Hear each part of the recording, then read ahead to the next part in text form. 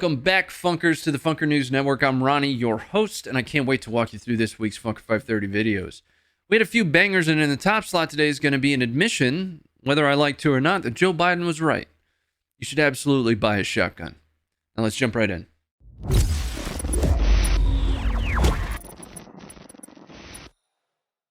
This week was a great one for the Funker 530 team, and we've got a lot of exciting updates to talk a little bit about, but first and foremost is a much-needed revision to the comments section. That's going to be coming soon, and our new comments system is in the final stages of its development. It's going to vastly improve how you interact with both each other and with the videos. Now, we're always working to improve the user experience on the mobile app and on the website from top to bottom, and the comments section revision is really just step one for an eventual rollout of the ad-free version of the app as well. As a small team, we're working every day to improve the user experience, and your feedback doesn't go unnoticed. So please, and thank you, leave comments on this video with changes that you'd like to see in the app, and we'll be watching for it. Kicking off our video review is a pretty nasty bit of footage out of India. Now, a security guard carrying what appears to be his granddad's double barrel is frantically doing his best to avoid confrontation with a trio of armed robbers. He appears to be attempting to de-escalate at the start of the video, but when that doesn't work, he likely realizes that he's only got 2 shells and there's 3 assailants. He chooses to disengage by closing both an interior as well as a security door, but it doesn't appear as though he has the time to secure the security door. The robbers are able to force open the security door as our guard is moving towards the stairs, and our guard gives the group of them both barrels. Now, at least one of the robbers is hit at extremely close range, which we definitely can't show you here on YouTube, but the hit is available on the app. Now, as the door closes after the guard's shot, let's just ask ourselves what makes the green grass grow. It's nasty, and it's linked below. Go take a look at it. The next video I wanted to cover today was an Australian Special Air Service Regiment extraction under fire.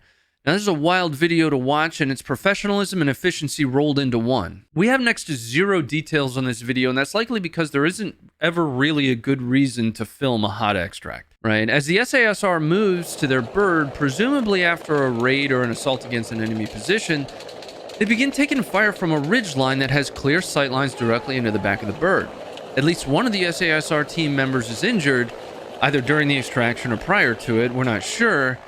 And the pilot doesn't waste any time once everybody gets on board and he gets the hell out of Dodge as soon as possible. I had the pleasure of working with Australian SASR in 2016 and 2017 in Afghanistan for some hostage recovery support.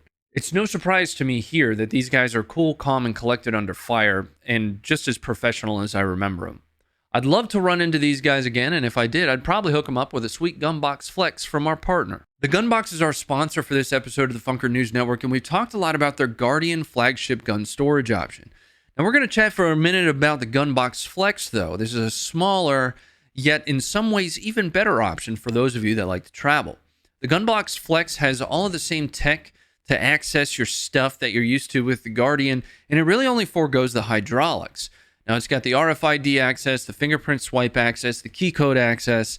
It's also a little bit smaller than the Guardian, but still fits my MR920 with the light really well. With the addition of the foam insert inside of the Flex, it becomes TSA compliant for your trips, and if you're traveling on foot or in the truck, its smaller form factor is going to give you a few more options for storage. Now, if you're looking for something to keep in the truck or store in a car, you can also anchor it using the cable tie-down. I'm a fan of all of the Gunbox's work, and keep in mind, these aren't here to be Fort Knox. We should send one to the lock-picking lawyer. It's a good-looking, lockable container that provides you quick and easy access while keeping your firearm away from prying hands. They're designed to be theft deterrents for your firearms or valuables that don't look like a brick sitting on your countertop.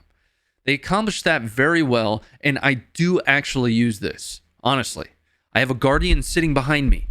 There's a boomer cannon inside of it. Head over to the link down below and check out both the Guardian and the Flex. The next video I wanted to cover is bread and butter infantry work with a textbook contact left reaction. Now, Josh covered a video of Canadian 3rd Battalion Royal Canadian Regiment Oscar Company getting ambushed by the Taliban in a Kandahar village, and their react to contact proficiency is on 100% full display here.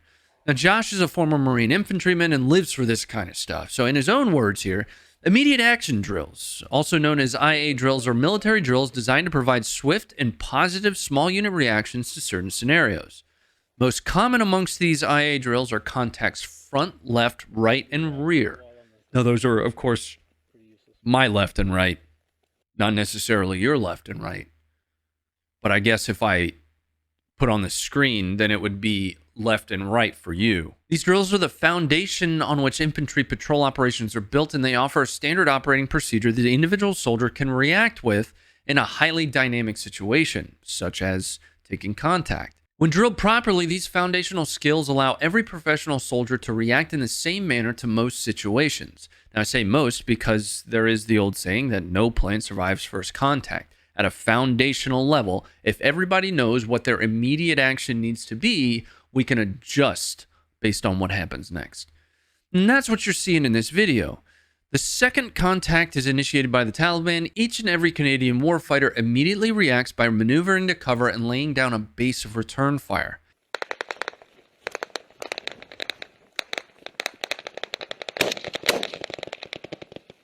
Within seconds of the base of return fire, what appears to be the 2IC, or for us Americans, the NCOIC, starts to provide additional instructions to get his team into a more advantageous position and take initiative back from the Taliban. Do you guys have footage like this? And if you do, please don't hesitate to use our submission form to send it in. You can find a link for that down below. Don't hesitate to send something in to us. In the last video I wanted to cover, I want to talk a little bit about bent swords. Did he just say bent swords? We don't have a whole lot of details on this one, but a man presumably pissed off about something whips out his bent sword to threaten another motorist, and the other motorist just isn't having it. Bent sword guy had no idea what he'd gotten himself into, and after a few bucks and threats, the other motorist decides he's had enough. Now, Flannel Man retrieves a rifle from the trunk of his car, and immediately the video stops. Now, although this is a little bit comical, his right to retrieve that rifle is really what we're showcasing here. All across America, every day, there are defensive uses of a firearm that never see the light of day. This video showcases what is the best case scenario for the defensive use of a firearm, as there's nothing indicating that either Flannel Man or Bent Sword Man are injured. But you never know who you're jumping out on. Oh, Bent Sword Man. Don't worry about your condition. It's pretty common. That's going to be it for the Funker News Network this week. Again, I'm Ronnie, your host, and I'll be live tonight to discuss all these videos and more on my channel, where we're continuing to support veterans through gaming by sending custom gaming PCs to veterans through my partnership with StackUp.org.